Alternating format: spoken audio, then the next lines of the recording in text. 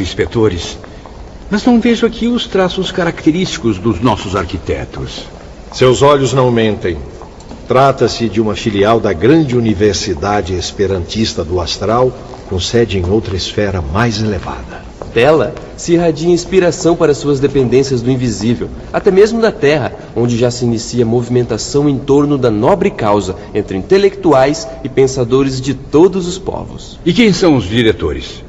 Também iniciados em doutrinas secretas?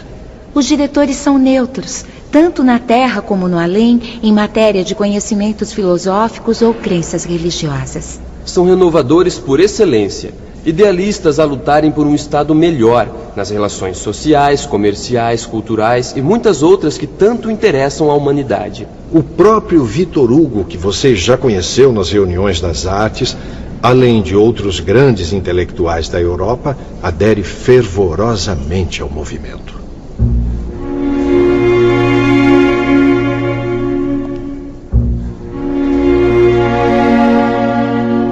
Minutos depois, Camilo tomava lugar no amplo e bem iluminado salão, onde ocorreriam as primeiras aulas. Uma vez ali, não pude evitar grande surpresa ao observar os aprendizes.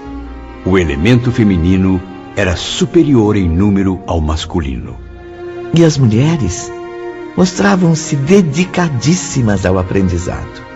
Afinal, lhes traria conforto não só às suas mentes, como também aos corações. E isso, Ivone, certamente proporcionaria conforto a elas em situações críticas, soluções de problemas com os quais venham a se deparar no trajeto das reparações futuras. Assim como nas aulas de Aníbal e Epaminondas, as lições de Esperanto também ofereciam exemplos das civilizações terrenas. Seus problemas, muitos até hoje não resolvidos, e seus mais graves impasses, foram analisados em imagens exibidas numa espécie de cinematógrafo. E eu contava sempre com os esclarecimentos dos jovens inspetores Pedro e Salústio. Na aula de amanhã, Sr. Camilo, o tema será a multiplicidade de idiomas e dialetos. Uma das grandes desgraças que assolam a humanidade. Complicando até mesmo o futuro espiritual da raça humana. Afinal, no próprio mundo invisível, luta-se contra dificuldades motivadas pela diferença de linguagem. Fiquei profundamente impressionado com a aula de hoje, meus jovens. Foram expostos diversos detalhes, obstáculos desanimadores nas relações entre os países, os povos e os indivíduos. Tudo foi magistralmente examinado, desde as primeiras civilizações até o século XX, que eu próprio não alcancei no plano material. Não desanime, meu amigo. Ainda receberá ensinamentos sobre a solução dos mesmos casos, a remoção das mesmas dificuldades. Enfim, a aurora de um franco progresso, Camilo. E tudo sobre o alicerce de um idioma que será patrimônio universal, assim como a fraternidade e o amor, unindo ideias, mentes, corações e esforços para as mesmas conquistas, a difusão da cultura em geral, a aproximação dos povos e a felicidade das criaturas.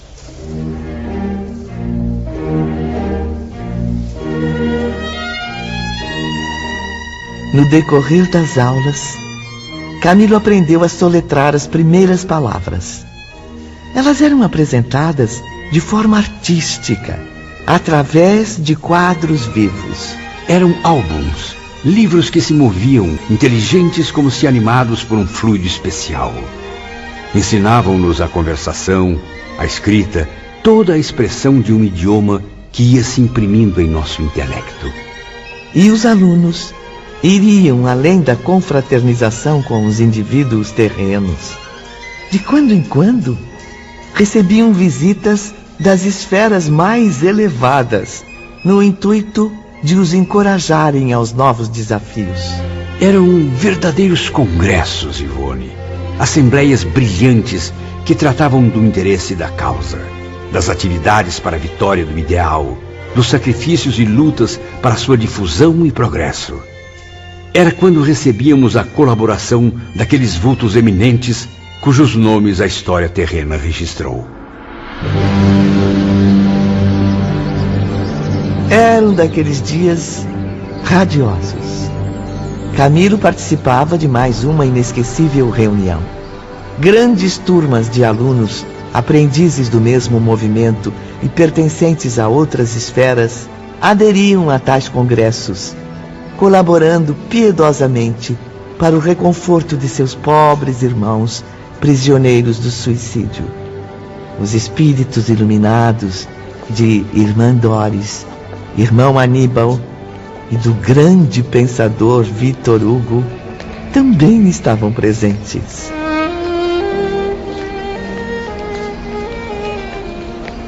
Alegre-se, Camilo. São dias festivos na Cidade Esperança.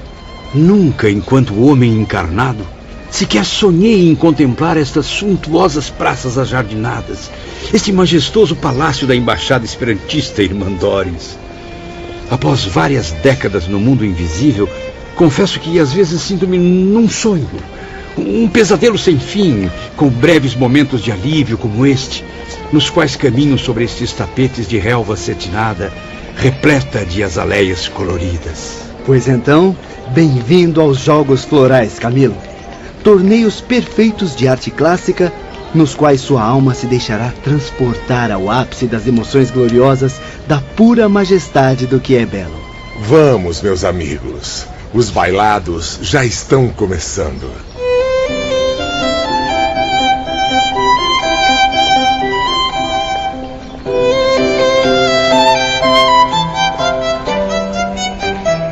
Mas que beleza de espetáculo, meus amigos! Felicite suas devotadas auxiliares, Irmã Doris.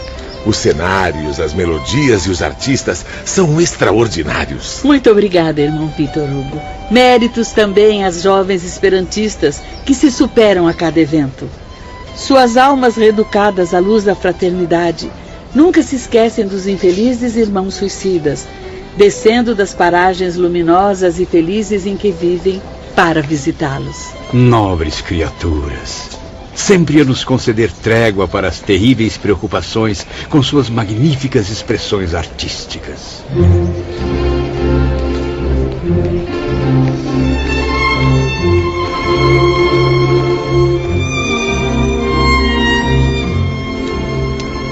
Então a beleza do espetáculo atingia o indescritível, quando deslizando graciosamente pela relva, pairando no ar como libélulas multicoloridas, as formosas artistas iniciavam suas apresentações.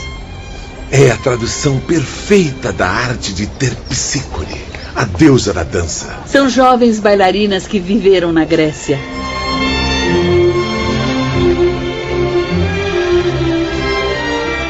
Depois ainda viriam egípcias, persas, hebraicas, hindus, europeias, uma extensa falange de talentos encantando-nos com sua graça e gentileza. Ao mesmo tempo, efeitos de luz suntuosos inundavam o cenário, como se extraordinários fogos de artifício descessem do firmamento. Eram raios que se cruzavam em belíssimos jogos de cores, transformando-se em cintilações surpreendentes. Logo mais, músicos célebres que viveram na Terra farão também suas apresentações. E meu grande amigo Frédéric Chopin estará presente, colaborando com suas sublimes inspirações, agora muito mais ricas e nobres. Tudo em benefício do amor ao próximo, do culto à beleza divina. É a pura expressão da arte, manifestada em um estado de moral que, infelizmente, os humanos estão longe de conceber. Depois dos inacreditáveis concertos musicais...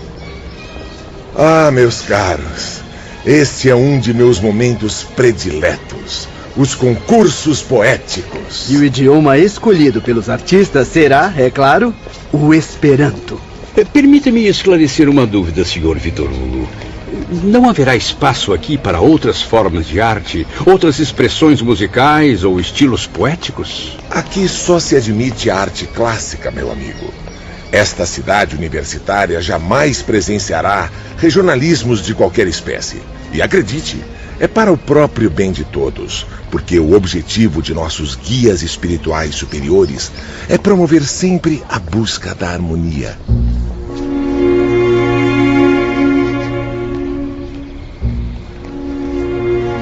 Muito bem, Camilo. Está na hora de retornar ao internato para o repouso noturno. As vigilantes o acompanharão. Estou emocionado, meus irmãos. Agradeço a todos do fundo do meu coração. Minha alma se empolgou profundamente diante de tamanho esplendor. Não se admire, Camilo. O que viu é apenas um esboço, o início da arte no além-túmulo. Trata-se da expressão mais simples da beleza, a única que sua mentalidade poderá alcançar por enquanto. Em esferas mais bem dotadas que a nossa, existe mais, muito mais. Cumpre, porém, a alma pecadora refazer-se das quedas, fortalecendo-se por meio da renúncia, do trabalho, do amor, a fim de merecer a grande dádiva, gravitar para os planos superiores. Que Jesus e Maria de Nazaré acompanhem seus passos, sempre. No dia seguinte, Camilo encontrava-se a sós com Teócrito no gabinete da direção-geral. Prezado irmão Teócrito, o sentimento do dever leva-me a pensar seriamente na urgência de retornar à Terra. Devo me harmonizar definitivamente com a ciência da verdade que acabo de distinguir durante meu estágio nesta colônia. Que assim seja, meu filho.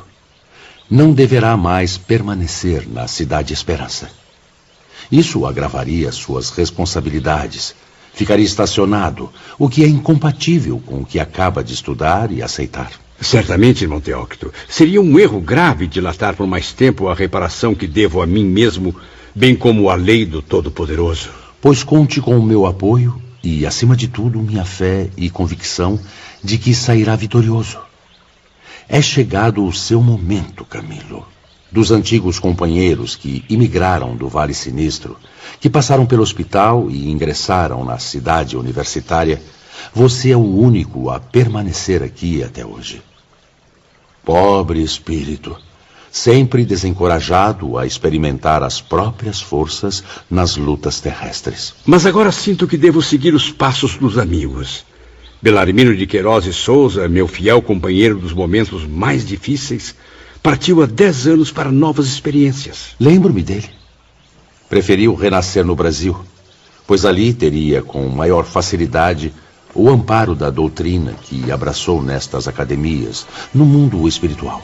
Numa de minhas expedições à Terra, debrucei-me comovido e afetuoso sobre seu triste berço de órfão pobre, pois perdeu a mãe tuberculosa 1 ano depois do nascimento. Bem sei que muitas vezes tem sussurrado conselhos de eterna ternura aos seus ouvidos infantis.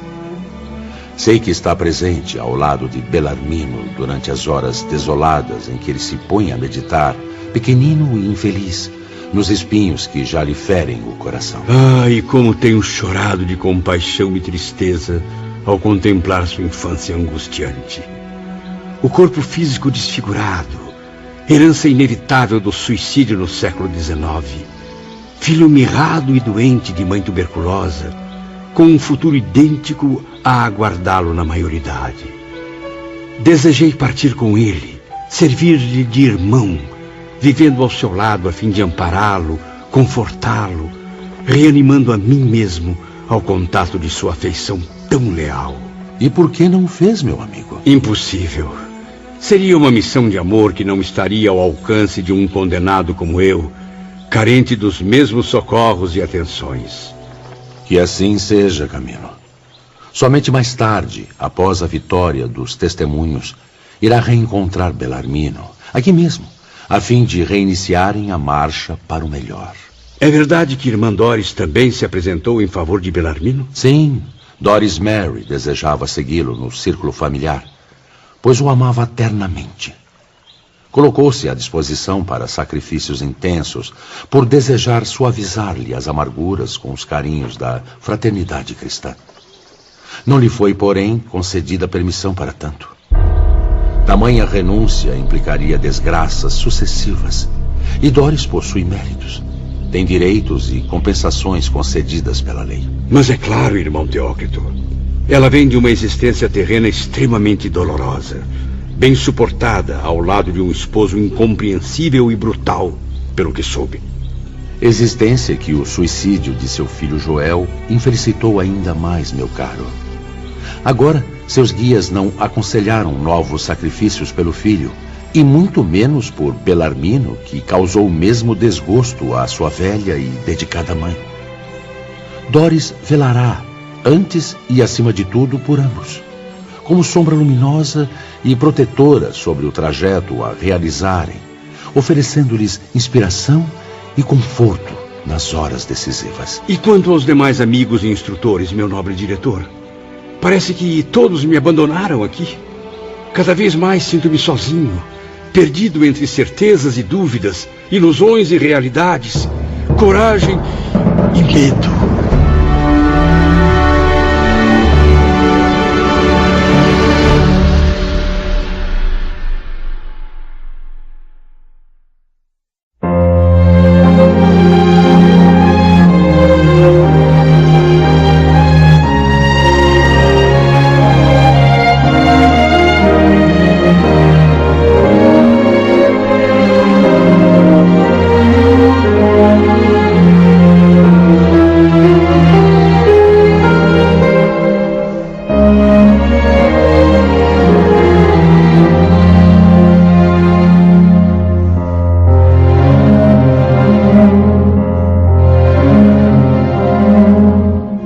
Camilo sentia-se só. Os velhos companheiros de infortúnio além-túmulo já haviam partido para novas provações na terra. Teócrito o ouvia bondosamente. Não só Belarmino e Joel desceram as renovações reparadoras, irmão Teócrito. Nos últimos anos venho procurando encontrar-me com outros amigos e instrutores. Tudo em vão. É verdade, Camilo. João de Azevedo e Amadeu Ferrari também voltaram ao dever de renovar as experiências fracassadas. Mas já partiram à terra ou ainda continuam no recolhimento? Pobres espíritos. Há 8 anos que não os vejo. Amadeu, vítima de desgostos e remorsos inconsoláveis, nem mesmo terminou o curso preparatório conveniente. Muniu-se de profunda coragem à luz dos ensinamentos cristãos e partiu. Em nossas últimas conversas, ele afirmava que voltaria ao Brasil caso obtivesse consentimento do Instituto. Pois lhe foi concedido, Camilo. E ainda o autorizamos, como também nos havia solicitado, a retornar numa condição muito difícil, muito humilde. Assim, irá reparar com paciência a dupla mágoa que o aflige, a do suicídio e a da tirania.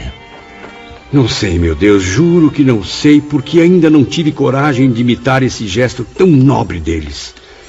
Tenho procurado por vários anos os conselhos do Dr. Roberto, mas há tempos que não o encontro. Roberto de Canaleiras não faz mais parte da nossa equipe de médicos aprendizes, Camilo. Ele deixou o departamento hospitalar, pois acaba de partir para a reencarnação. Tomou novas vestes carnais, sob a responsabilidade de atuar nos ensinamentos da terceira revelação. E a irmã Rita de Cássia? A linda e encantadora vigilante que já enxugou tantas lágrimas dos meus olhos torturados. Por onde anda essa alma iluminada, a quem me afeiçoei com a mais doce ternura possível ao meu coração? Ela seguiu o gesto de Roberto? Os dois reencarnaram na mesma época, mas não viverão experiências semelhantes. O matrimônio não está no trajeto do admirável Roberto de Canaleiras. Ah, Roberto, espírito iluminado. Certamente optou por não se casar, fiel ao antigo sentimento pela mulher amada. Exatamente, meu irmão. Preferiu antes servir às causas mais amplas, desdobrando-se em atividades a favor da coletividade. E quanto a Rita? Caráter firme, coração evoluído para as altas aspirações. Qual será a sua missão terrena? Irmã Rita é muito especial, capaz de realizar missões femininas de grande responsabilidade. Decidida como nunca, pediu e obteve permissão para casar-se com Joel Steele. Surgirá em sua vida, como radiosa aleluia, depois que ele se reabilitar perante a própria consciência. Que ótima notícia! Afinal, Rita e Joel se amam. Percebi isso bem cedo. Merecem ser muito felizes sob a lei do Todo-Poderoso. E assim será, Camilo. Pois o Senhor dos mundos e das criaturas, na imensidão de sua bondade, permite à alma arrependida tais compensações.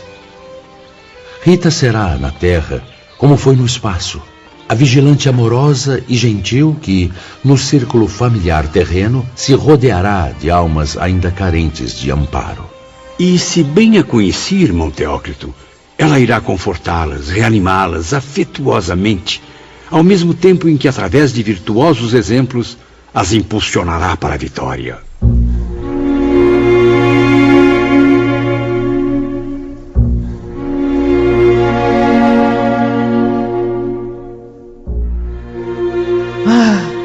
Quantas vezes, querido ouvinte, nas exaltações de um sofrimento que parece irremediável, o ser humano se desespera, atirando-se à aventura sinistra de um suicídio. Por que tanta ansiedade, quando num curto espaço de tempo encontraria a solução para o seu problema, o auxílio da providência com o conforto de que carecia?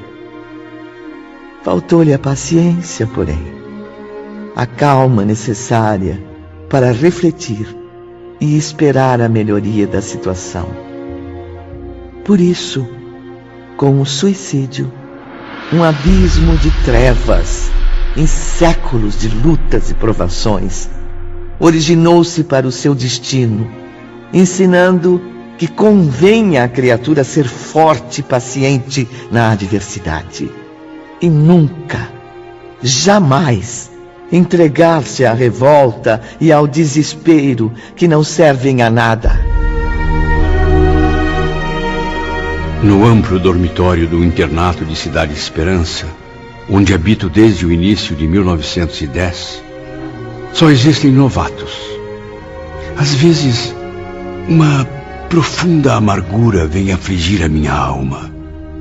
Como alguém que, vivendo na Terra muitas décadas, se visse excluído da presença dos amigos e familiares mais queridos. É como se eu fosse um ancião, sozinho no mundo, contemplando as ruínas que a ausência dos seres queridos que já se foram cavaram em torno de sua velhice. Torno-me assim incompreensível, intolerável no conceito dos jovens que agora povoam os meus dias. Os leitos dos velhos amigos passaram a ser ocupados por outras entidades. Espíritos que, mesmo afinados por princípios idênticos, não estavam tão ternamente unidos pelas alianças forjadas no tempo. Este era o tema da conversa entre Camilo e Ramiro de Guzmán.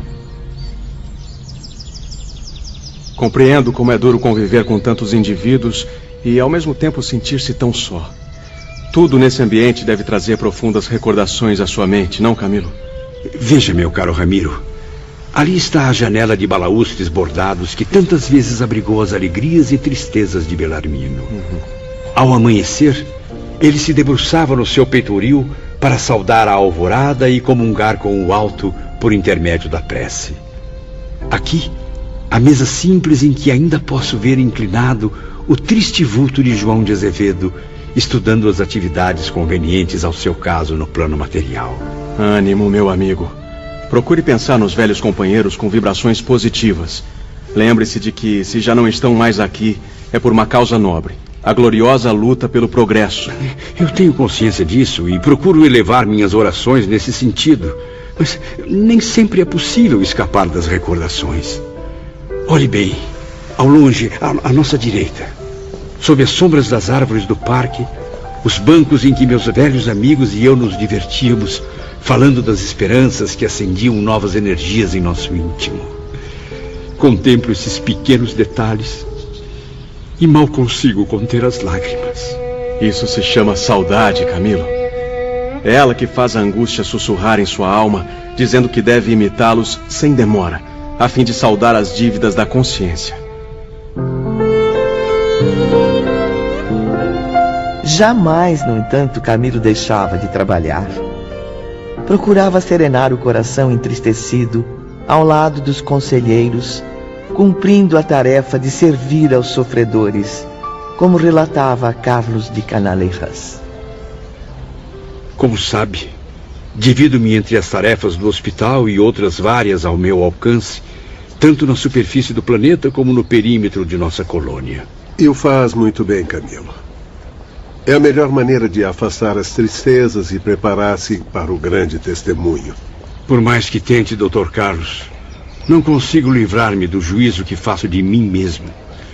Juízo daquele que perdeu o valor, que tende a cometer novos erros, agravando voluntariamente as responsabilidades que já lhe pesam. A verdade é que não passo de um parasita a ocupar locais que melhor caberiam a outro. Não diga isso, Camilo. Tudo o que conquistou até agora neste instituto foi por mérito próprio. Você tem o direito de estar aqui. É inútil tentar, meu caro doutor. A vergonha fica estampada em meu rosto sempre que pelas ruas da cidade deparo-me com Aníbal de Silas, Epaminondas de Vigo e Súria Omar. Sim, professores que há muito me dispensaram de suas aulas até que eu possa provar dignamente os valores adquiridos. E para isso, só me resta a experiência do renascimento. Todos confiam em você, Camilo. Todos. Agora é a sua vez de acreditar no que aprendeu com eles. Sorriem para mim bondosamente, contemplam-me com interesse, Dr. Carlos. Mas os olhares que me dirigem são como flechas de fogo, questionando a minha consciência. Por que ainda não se animou ao cumprimento do dever? Carlos de Canalejas e Ramiro de Guzmán passaram a oferecer nobres conselhos a Camilo. E foi num encontro com o chefe da seção de relações externas que ambos se lembraram do jovem Dr. Roberto. Ah, como aprendi com as palavras de Roberto. Quem sabe um dia não terei a honra de ouvir a história dramática de Leila, o grande amor de todas as suas existências. Pois saiba que ele, antes de partir para a reencarnação, pediu que eu me aproximasse de você. Recomendou ainda que não me esquecesse de narrar tal história, a saga de um amor poderoso, mas que trouxe tanta dor àqueles corações. Camilo servia sob a assistência frequente de Ramiro, o que proporcionou a ele realizar muitos trabalhos na esfera terrestre. Sob sua orientação, visitei vários amigos do passado que agora habitam novos corpos carnais. Há cerca de 2 meses regressei de um estágio de 12 semanas no Brasil, onde ocorreram fatos inesquecíveis. Camilo e Ramiro de Guzmán chegaram à tumultuada São Paulo, a maior cidade brasileira. No entanto, não se dirigiram às ruas movimentadas, nem aos bairros aristocratas. Partiram para as áreas mais miseráveis da grande metrópole. Lembra-se de Mário Sobral? Pois iremos visitá-lo agora. Veja, lá está ele, Camilo. Meu Deus, não. Oh, pobre Mário, o que foi fazer a você mesmo? Camilo não se conteve.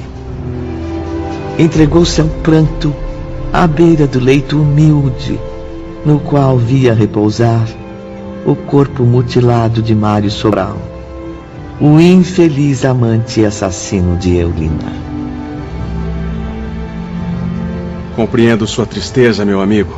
Esta habitação miserável, construída em frágeis tábuas de pinho e velhas folhas de zinco, é a expressão da mais terrível miséria de alguns brasileiros. Pobres almas, a que cruel provação tem que se submeter? É a pena que deverão cumprir para a reconstrução sublime de si mesmos, meu amigo. Infelizmente, Ramiro, devo reconhecer. Este é também o único lar conveniente à reencarnação de um antigo boêmio que viveu movido pela vaidade. Sim, e que pelos antros da vadiagem, pela infâmia dos bordéis, dilapidou a herança paterna. Dinheiro tão honrado e adquirido com tanta dificuldade nos trabalhos campestres.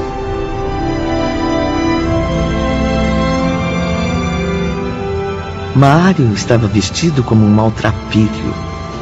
Tinha os pés descalços, feridos pelas pedras das estradas em que transitava. Mutilado das mãos, apresentava os cabelos ainda despenteados.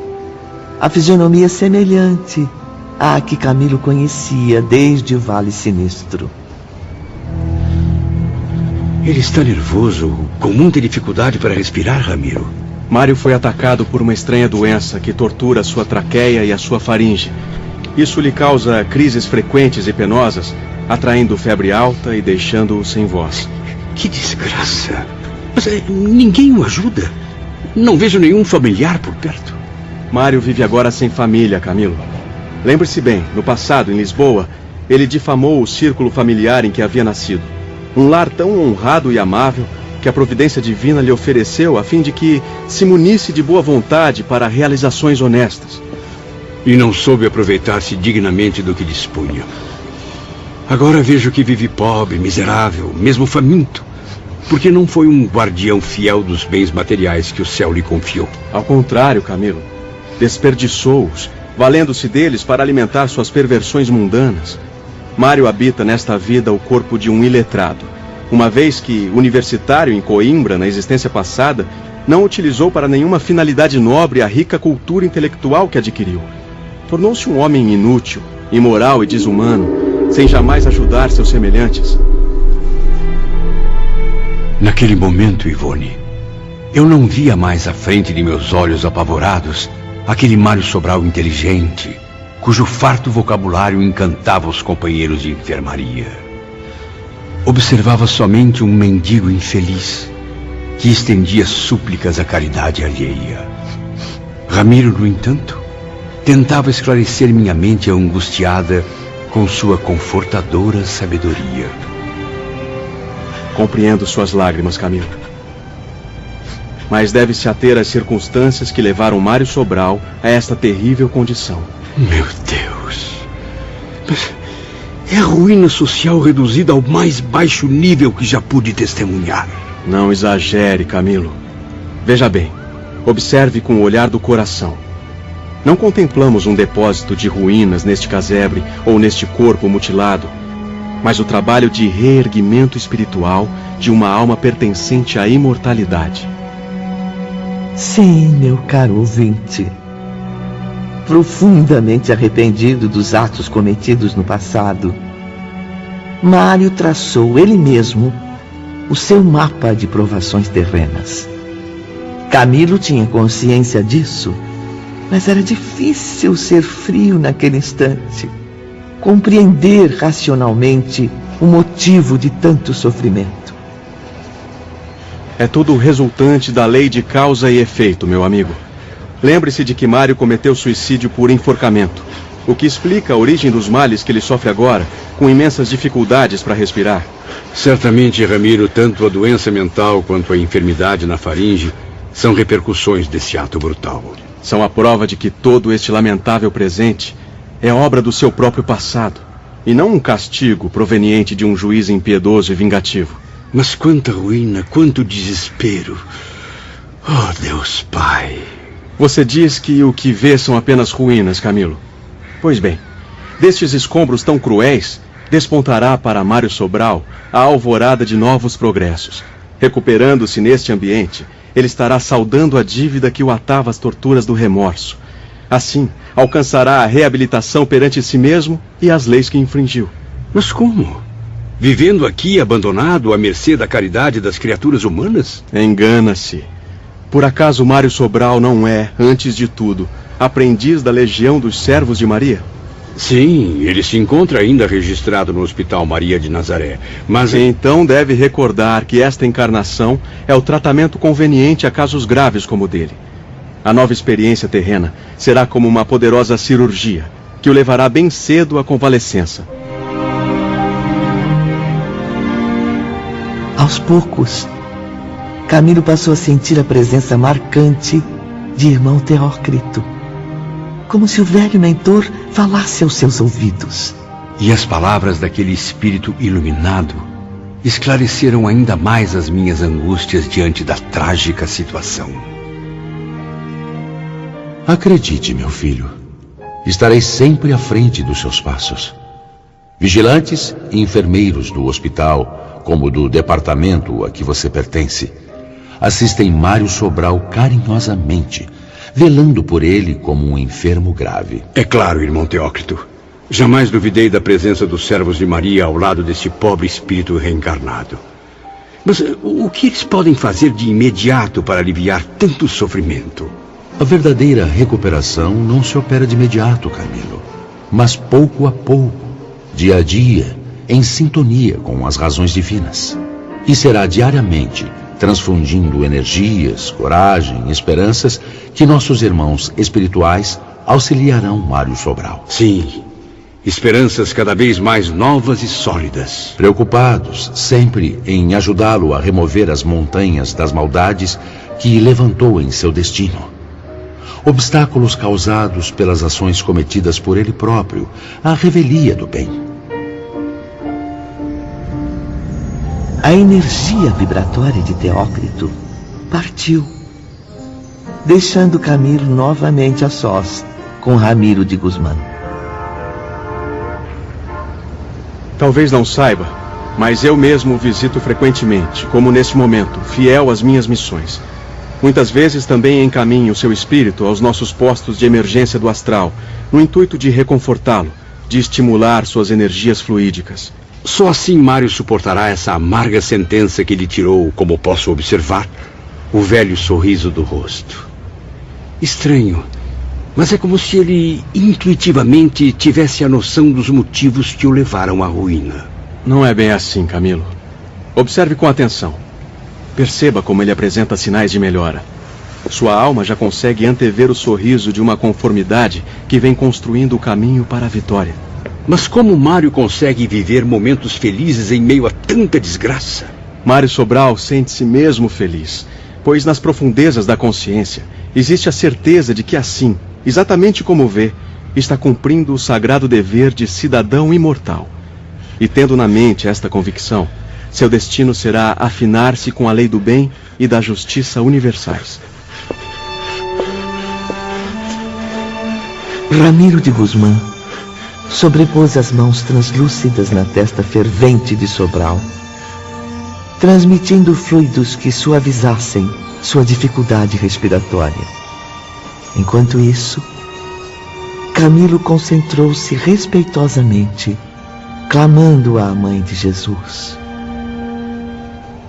Oh, governadora amorosa de nossa legião, concedei alívio a este mísero companheiro das minhas antigas desventuras. Deus nos propicia caminhos de glórias, meu caro amigo, em lutas fecundas entre lágrimas e oportunidades de redenção. E no trajeto, concede aos penitentes arrependidos compensações que frequentemente não estarão à altura de apreciar. Entardecia lá fora, e o sol esplendoroso do Brasil aquecia o ocidente com seus raios dourados. Dentro do casebre, momentos depois, Ramiro virou-se para um ângulo sombrio. Era um canto escuro que eu não havia examinado, Ivone, preocupado que fiquei com o sofrimento de Mário reencarnado. E lá estava uma figura feminina, humilde e silenciosa, velando o doente enquanto costurava remendos em roupas rasgadas.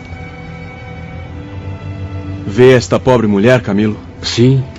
Não poderá sequer avaliar o excelente trabalho de redenção que, sob as vistas do nosso Mestre Jesus, se opera nos disfarces desta alma. Noto que possui um profundo olhar de arrependimento, tão ou mais marcante do que o do próprio Mário Sobral. Tem razão, Camilo. É uma alma tão arrependida quanto a de Mário, a viver aqui entre os espinhos da pobreza extrema, de lutas tão árduas quanto dignamente suportadas. Ao lado da porta de entrada, a única existente naquele domicílio tão pobre, ela procurava um pouco de claridade que a auxiliasse no trabalho de costura. Foi então que identifiquei uma mulher negra, pobremente vestida, porém asseada, aparentando cerca de 50 anos. De sua fisionomia serena transparecia uma singela humildade que deixou Camilo profundamente admirado. Não a conheço, Ramiro. De quem se trata? Faça você mesmo um esforço, Camilo. Aproxime-se dela. Observe a expressão desta singela mulher ao se dirigir ao enfermo.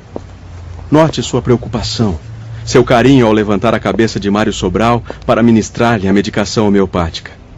Aprofunde-se nas ondas vibratórias do seu pensamento, meu caro amigo, e veja o que aconteceu há cerca de 40 anos, na época em que Mário retornou ao corpo carnal.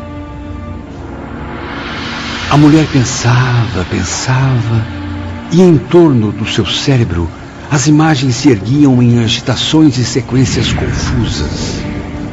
Enquanto Camilo, apavorado e comovido, começava a visualizar os pensamentos da pobre mulher, como num livro aberto diante dos seus olhos. Vi Mário renascendo em um prostíbulo, sua mãe inconformada com a maternidade, observando o corpo franzino do filho todo mutilado. Era uma cena muito triste. Meu Deus! Que desgraça! Dei à luz um monstro que mal tem forças para chorar como um recém-nascido. Não! Eu não aceito! Eu não posso ter concebido essa criatura tão repugnante! As imagens tornavam-se cada vez mais impressionantes, Ivone. A criança estava sufocada, sofria terríveis contrações, como se mãos assassinas desejassem estrangulá-la. Ramiro de Guzmán, percebendo minha angústia, passou a me auxiliar na compreensão das próximas cenas. A mãe de Mário Sobral era uma infeliz pecadora, a quem a maternidade atrapalharia a continuação das suas atividades. Observe agora, Camilo. É o dia seguinte ao parto. A jovem meretriz caminha apressadamente, levando o pequeno rejeitado no colo. Veja, está se aproximando de uma pobre lavadeira. Você mesma. Venha cá. Pois não, senhora. Senhora não. Senhorita. Ora, mas que belezinha este pequenino. Eu serei bastante franca e direta. Está interessada em ficar com a criança? Mas como? Sinto muito, não tenho condições. Como pode ver, sou muito pobre. Vivo com muita dificuldade. Confio em sua força de vontade.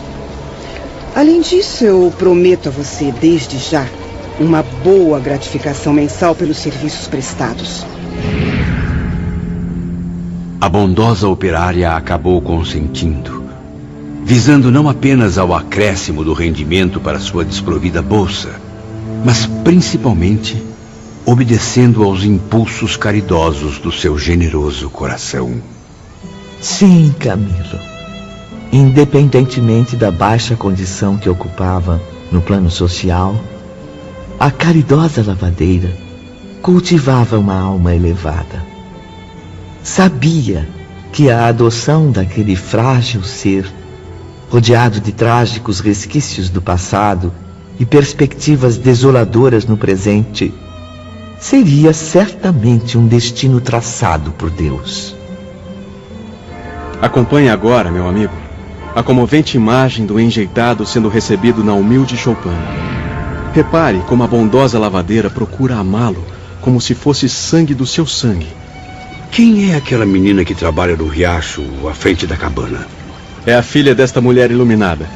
Tem 10 anos e, como pode ver, muito pensativa e trabalhadora. Coopera com a mãe nas tarefas difíceis de cada dia. Em seguida, Camilo pôde contemplar passo a passo a forte afeição criada entre a menina e o irmãozinho que o destino lançou em seus braços. Para auxiliar o esforço materno, ela passou a criar pacientemente o desgraçado enfermo, dedicando-se durante 40 anos a essa nobre missão. Ao fim da emocionante sequência de imagens, eu era capaz de compreender claramente a poderosa ligação entre estes dois espíritos, enquanto Ramiro concluía. Agora, Camilo, 15 anos após a morte da mãe, ela continua a viver aqui, neste casebre onde estamos, completamente a sós com o irmão adotivo. Há muito tempo não recebe a gratificação prometida pela meretriz irresponsável, mas mesmo assim prossegue fiel à sua digna missão. Trabalha dia e noite para que o desventurado irmão tenha de pedir esmolas pelas ruas o menos possível. Camilo aproximou-se da mulher e, num gesto de agradecimento, pousou a mão sobre a sua cabeça. Que Jesus a abençoe, minha irmã, pelo muito que faz pelo pobre Mário, a quem sempre conheci tão sofredor. Talvez ainda não tenha adivinhado quem está aí, encoberta neste corpo sofrido, desdobrando-se em atividades cristãs a serviço do próprio reerguimento espiritual. Desculpe-me, Ramiro, seria alguém que conhecemos? Nós nem tanto, mas Mário Sobral a conheceu profundamente.